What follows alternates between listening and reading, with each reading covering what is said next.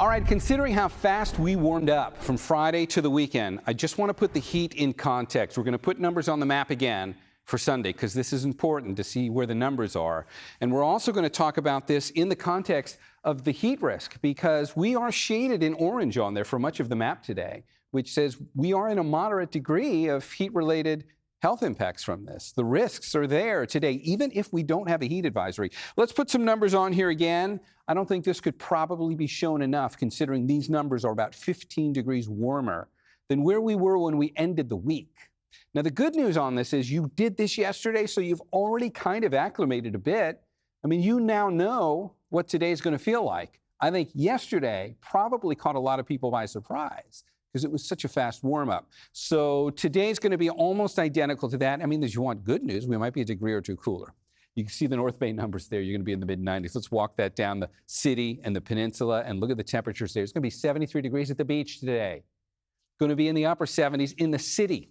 So this will be a day where there's going to be some traffic. If you're thinking of Pacifica, Half Moon Bay, Stinson Beach, those are going to be popular ideas and probably good ideas if you can get there, just considering where we are on the heat. Let's bring that map in again behind on the virtual map, because I just want to put a little bit more detail on what we mean when we say that we do have a moderate degree of heat-related health impacts and risks from health-related factors related to the heat.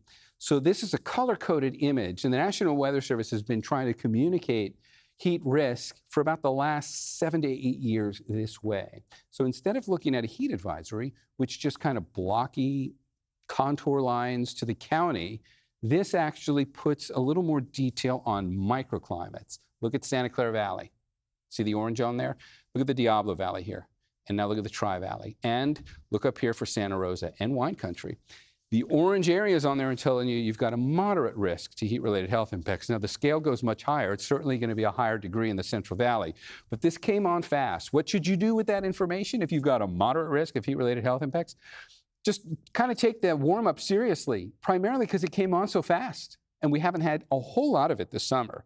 So it's the weekend. No doubt you've got your outdoor plans. And if you do, just factor in staying hydrated and finding the shade.